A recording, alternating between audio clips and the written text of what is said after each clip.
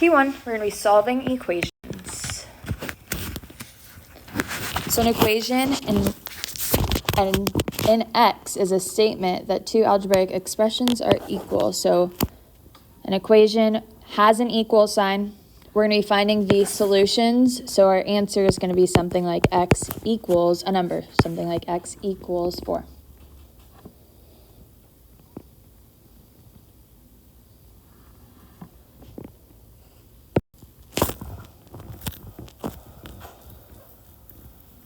So the solutions of an equation depend on the kinds of numbers that are being considered. In the set of rational numbers, x squared equals 10 has no solution. If we were to solve x squared equals 10, what would we do to solve this? Square root both sides. Can I simplify the square root of 10? Does it give me a whole number? No, 10's not a perfect square.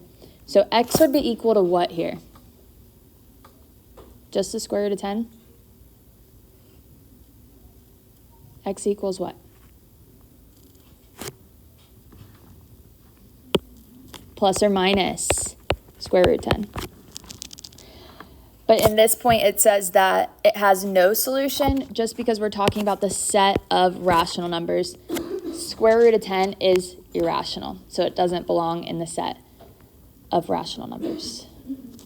But if we look at the next point, it says, however, in the set of real numbers, the equation has two solutions, which is square root 10 and negative square root 10. So it kind of just depends on what numbers are being considered. We're not really going to focus much on vocab, just like how to solve the equations, but this is something good to know if you still have to take the SAT. It's good to know what rational numbers are, real numbers. We're going to skip the next slide and skip the one after that. And then we're going to go to example 1. So example 1, we're going to solve. What would we do first to solve? Add 6. Awesome. We want to get the x all by itself. So we're going to add 6 to move it to the other side. 3x is equal to 6 and divide by 3. So x equals 2. So our solution would be 2. They're not all going to be this easy, but it's nice to start warming up with something easy.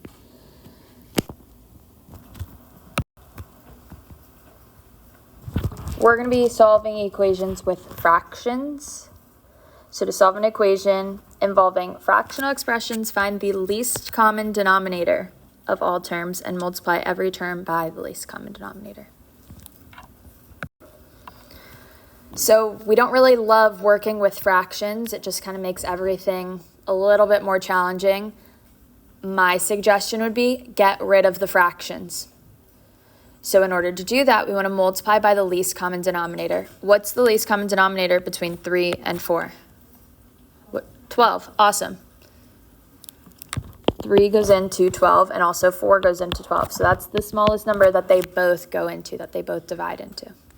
So I'm going to multiply everything by 12.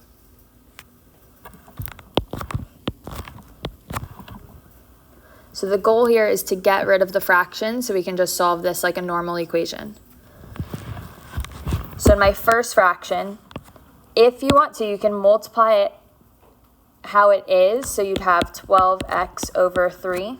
But what does 12x over 3 simplify to? 4. 4x. 3 goes into 12 4 times, so it'd be 4x. It might be easier. Some of you may be able to see right off the bat that you can just divide before you multiply. So 3 goes into 12 4 times. 4 goes into 12 how many times? 12 divided by 4 is 3. And then we don't have a fraction in the other one. So I like to simplify before I multiply it out just to get rid of the fractions and make it a little bit easier. So we have 4 times x is 4x. 3 times 3x would be 9x. And 12 times 2 is 24. Next thing we want to do is combine like terms. Remember, our goal is to get it to be x equals. So 4x plus 9x would be 13x is equal to 24. Last step, divide by 13. X is equal to 24 over 13. Can I simplify this fraction? Nope. That would be an answer. Sometimes we'll have fractions in the denominator, or sometimes we'll have variables in the denominator of our fraction. So we may have to multiply or divide an equation by a variable. When we do that, it may introduce an extraneous solution. So an extraneous solution does not satisfy the original equation. So we'll see in the next example how extraneous solutions can happen. It's when we multiply it by a variable. So multiply or dividing an equation by a variable can lead to an extraneous solution, which is an answer that we get, but it doesn't satisfy the equation. So we just have to check our work at the end. So let's look at example 3. So again, we have fractions. We want to multiply by our least common denominator. So let's find what our denominators factor into in order to find our least common denominator. First denominator is x minus 2. Can't factor that down anymore. Second one's x plus 2. Can't factor that. But what about x squared minus 4? Awesome. It's the difference of squares, so it factors into x plus 2 times x minus 2.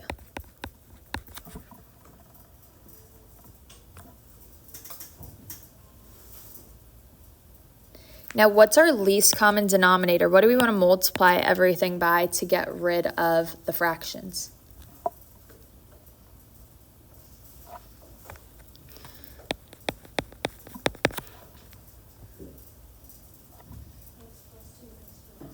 Awesome. Our least common denominator would be x plus 2 times x minus 2. So just like what we did in the last one, where our denominator was 3 and 4, our least common denominator was 12. It had to be some number that contained both 3 and 4 as factors. So our least common denominator has to contain each denominator as a factor of it. So we have x minus 2 here, we have x plus 2 here, and then this one has x plus 2 and x minus 2, which are already there. So we're going to multiply everything times x plus 2 times x minus 2.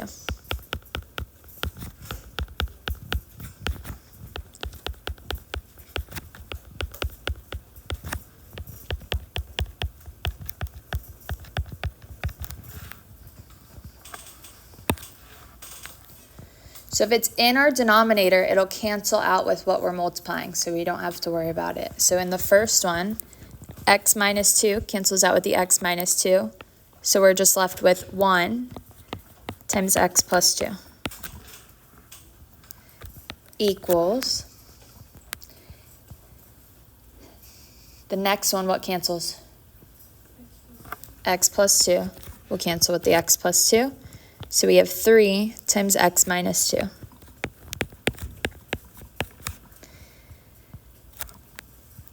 And then in the third fraction, what cancels? Both of them. So x plus 2 cancels out with the x plus 2, and x minus 2 cancels out with the x minus 2. So here we're just left with minus 6x.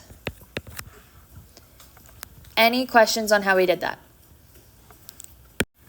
Awesome. So here, we're just going to solve. We want to distribute, combine our like terms, move the x's to one side, and just get it to be x equals. So the first one, you can distribute the 1, which is going to keep it the same, so x plus 2. Then we want to distribute the 3, so we have 3x minus 6 minus 6x. We can combine our like terms. So 3x minus 6x would be negative 3x. I'm going to move the x's to the left side and move my constants to the right. So I'm going to subtract 2, and I'll add 3x to both sides. So I want my x's on one side and the constant numbers on the other. So x plus 3x would be 4x is equal to negative 6 minus 2 It's -8. Last step, just divide by 4. So x is equal to -2. Now, since we multiplied by a variable, we have to check our work.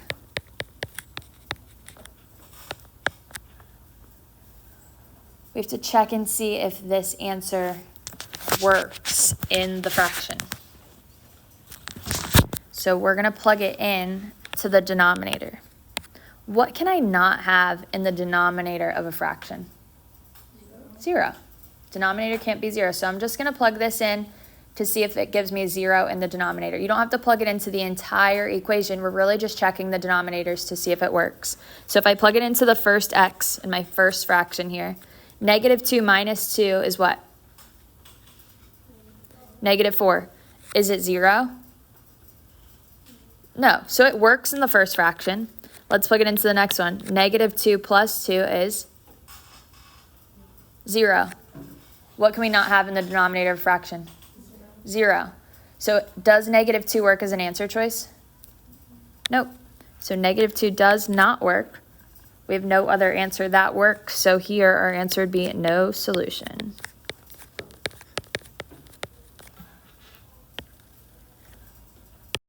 Next, we're going to be solving quadratic equations. So a quadratic equation is an equation that has a variable with the second degree. So it's like an x squared equation.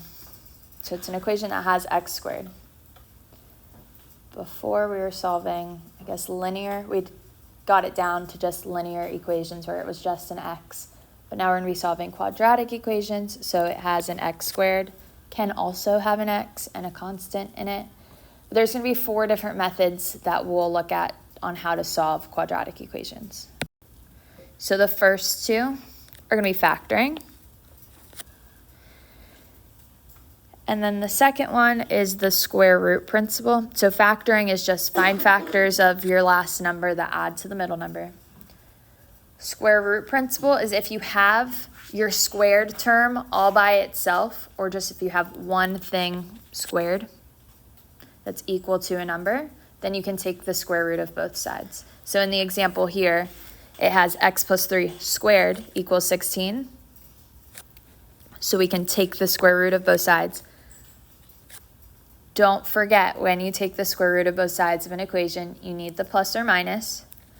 So the square root cancels out with the squared. We have x plus 3 is equal to plus or minus 4.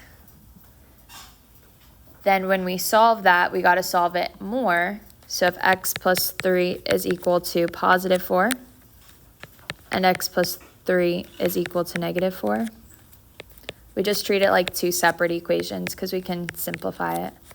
So x is equal to 1 and x is equal to -7.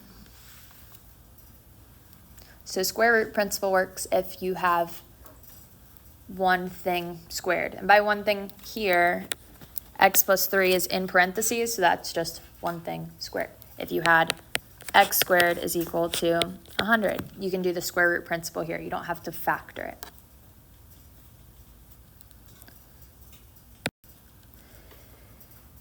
The third type of ways we can solve quadratic equations is by completing the square. We'll practice this. I think there's an example coming up. Yeah, we'll practice this in an example. But when we complete the square, we need to remember the formula b over 2 squared. b over 2 squared is going to help us complete the square.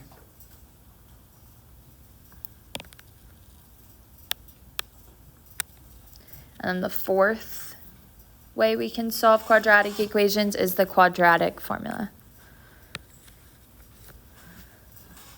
So our quadratic formula is -b plus or minus the square root of b squared minus 4ac over 2a. So you have to know the quadratic formula. Quadratic formula you could use every single time to solve a quadratic equation. It's just not always going to be the easiest thing to do, so it may not be like your first choice, but it works every single time. But obviously if something factors, you'd rather factor it than plug it into the quadratic formula.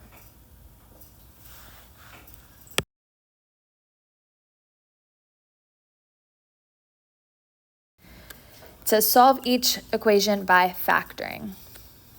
So in A, what would I have to do first to factor? Awesome. Whenever we're factoring, we want it to be equal to 0 before we start factoring. So I'm going to subtract the 3 to move it to the other side. So here I have 2x squared plus 9x plus 4 is equal to 0.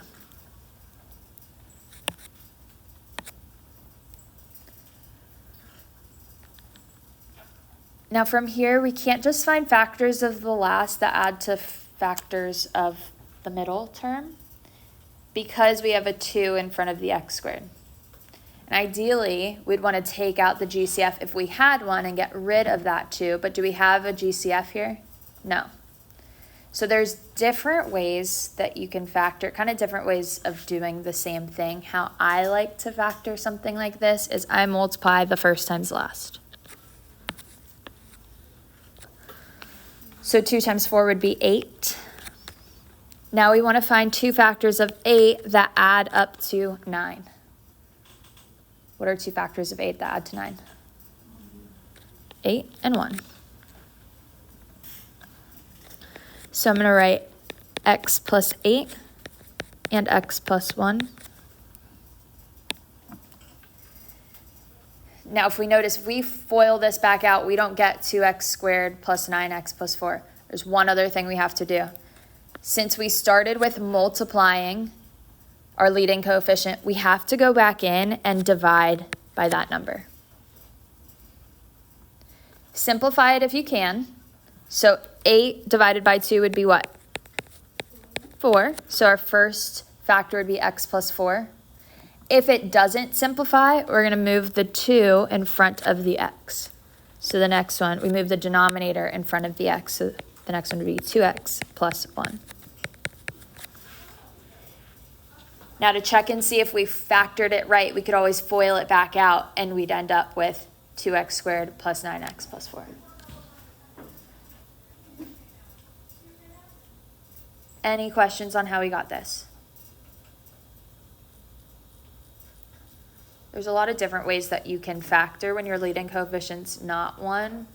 This way I find to be the easiest, but if you like doing it a different way, do it however you get to get your factors. Now we are solving. What would I have to do next? Set them equal to 0. Awesome. So x plus 4 equals 0 and 2x plus 1 equals 0. Then we're going to solve both of these equations. So x is equal to what? Negative 4 and negative 1/2. Awesome.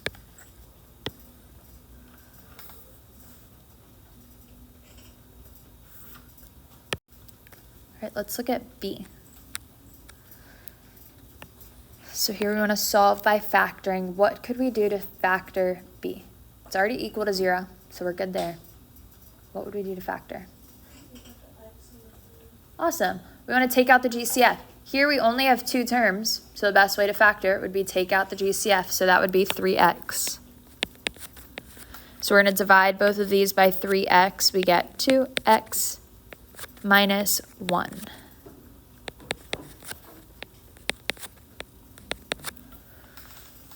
So we took out our GCF. That was the 3x. We're left with 2x minus 1. What could we do next? Awesome.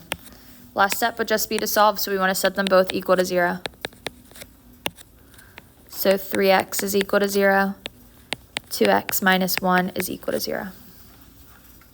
So what would x equal? 1/2 and 0. Awesome.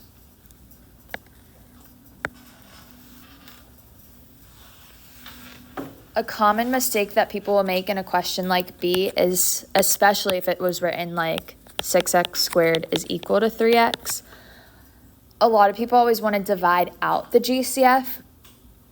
Let's say we divided out 3x. We'd be left with 2x is equal to 1. Then when we solve for x, we divide by 2. So x is equal to 1/2. What's different about this answer and the other one that I found? What's different about doing it this way or doing it this way?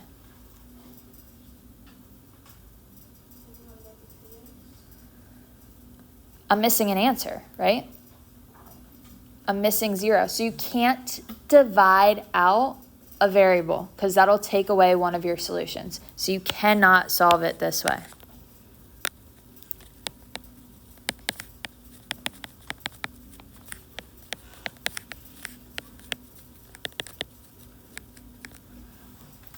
So you can't divide out a variable where it just cancels because that'll get rid of one of your solutions. So when we solve by factoring, we want to break it down to the factors before we set them equal to 0, but our equation has to be equal to 0 in order to factor.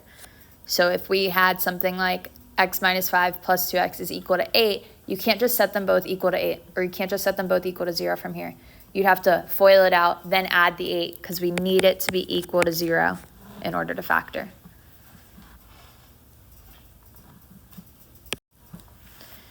In example 5, we're going to solve each equation by extracting square roots. So we always want to get the squared term all by itself. That way we can take the square root of both sides. So for A, what would we do first? Awesome. We're going to divide by 4 because we want to get that x squared all by itself. So we have x squared is equal to 3. What would we do next? Square root both sides. So x is equal to plus or minus 3. Plus or minus square root 3. So anytime we take the square root of both sides, you need the plus or minus. We didn't evaluate the square root of 3 or simplify it, so we have to leave the square root there. Let's do B. So here our squared term is already all by itself. So what would I do next to solve?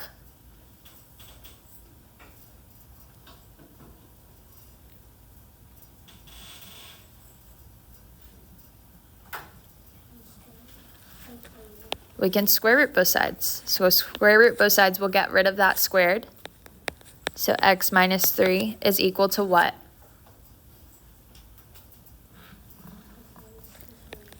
Awesome. Plus or minus square root 7. So when we take the square root of both sides, you need the plus or minus. Now we want it to be x equals in order to solve. What would we have to do next? Add 3. Got to move that 3 to the other side. Can I combine 3 and the square root of 7? No, they're not like terms. So we can't add them together. So we're just going to leave it as 3 plus or minus square root 7. We put the whole number before the square root just because we want the real number first. So the real number would go before the rational number. So this would just be standard form. All right, next, we're going to be solving by completing the square. So when we complete the square, the formula we have to remember is b over 2 squared.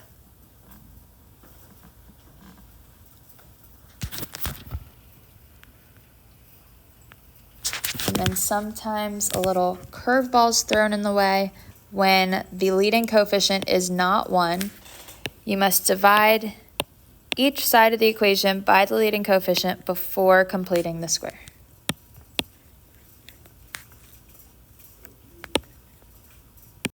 So let's take a look at example 7. So we want to solve by completing the square. So when we complete the square,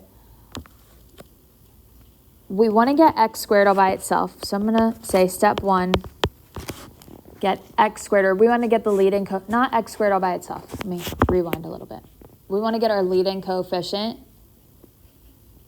So the coefficient in front of the x term, we want it to be 1. Second step is we want the variables on the left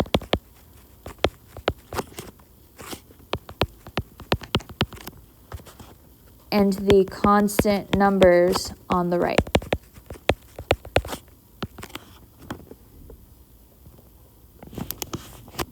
So let's do those two things first. How do I get my leading coefficient to be 1? Divide everything by 3. It makes the numbers way less pretty, and I know we hate working with fractions, but that's just something that has to be done when we are completing the square. So x squared minus 4 over 3x minus 5 over 3 is equal to 0. Now we want to keep the variables on the left side and put the constant numbers on the right. So x squared minus 4 over 3x is equal to, I'm going to add the 5 over 3 to move it to the other side, so it becomes positive 5 over 3. And I'm going to leave a space here to complete the square.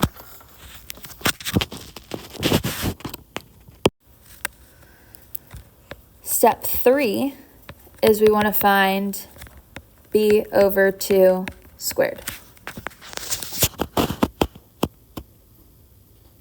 So b is the number in front of the x. So here we have 4 over 3 over 2 squared. Negative 4 over 3 over 2 squared.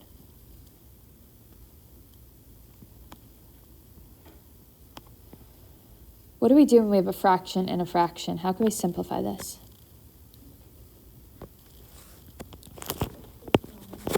Awesome. Keep, change, flip. So 4 over 3 over 2. 2, I could make it 2 over 1. We keep the top, change to multiplication, and flip the bottom. So it'd be 1 over 2. So here we keep, change, flip. So whenever you have a fraction inside of a fraction, you want to keep, change, flip. Now you can multiply straight across and then simplify, or we know that 2 goes into 4 twice. So this would be negative 2 over 3.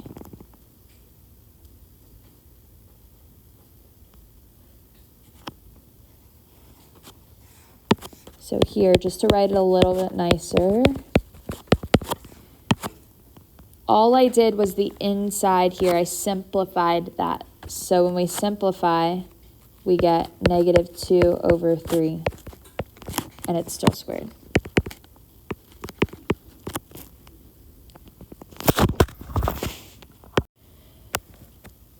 So I just pulled this negative 2 over 3 squared out of nowhere. I just inserted it into my equation on the left side. So I also have to include it on the right side too. So negative 2 over 3 squared is 4 over 9. So I'm technically adding 4 over 9 to the left side of my equation. To keep my equation balanced, I have to also add 4 over 9 to the right side.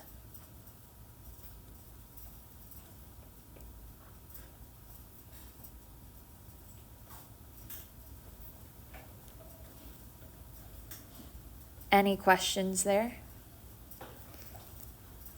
All right, next, the whole reason why we complete the square is so we can write it as a binomial squared to help us solve. So in our parentheses squared, we always take the x and we take the b over 2. So the number before we squared it. So x minus 2 over 3 squared. So we always put the x and the b over 2. So whatever was in our parentheses before we squared it.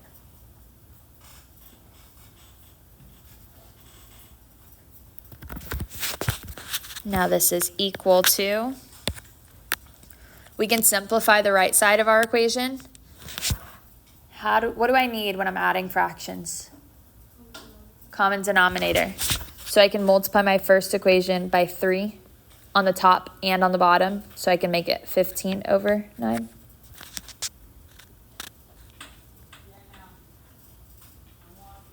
(15 plus 4) would be 19 over 9.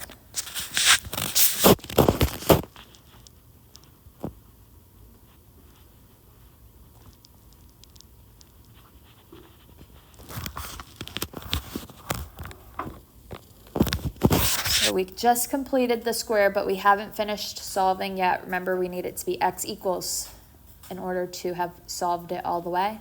What would we do next to solve? Awesome. Now we have just one term on the left side squared, so we can square root both sides to cancel out with that squared. So x minus 2 over 3 is equal to what? What are we missing? Plus or minus. When we take the square root of a fraction, it's like saying square root 19 over square root 9. Can I simplify the square root of 19? No. But can I simplify the square root of 9? Yeah, what would that be? 3. And then what's the last step to get x equals all by itself? Add 2 over 3. So x is equal to 2 over 3 plus or minus square root 19 over 3. We could simplify this because we have a common denominator. So it'd be 2 plus or minus square root 19 over 3. Either way is fine. I'm not sure how WebAssign's going to want it. It might want it simplified as one denominator. We divided that out in the beginning. Well, we didn't divide it out, but we divided it to get a coefficient of 1. So that's how we ended up with 4 over 3 and 5 over 3. So it wouldn't stay on the outside? Because it's just a variable, so it just went, or it's just a constant, so it went away. If it was a variable, we'd need to keep it on the outside. But when it's just a number, it goes away because 0 divided by 3 is still just 0, so it just can disappear. So you can divide by a constant number and it'll go away. But if you divide by a variable, you need to keep it on the outside.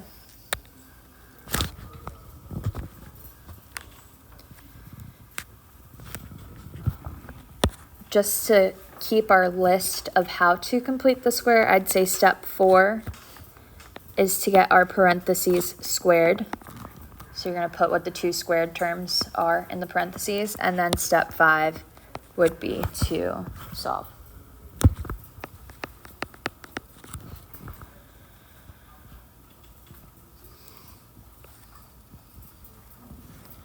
Any questions here?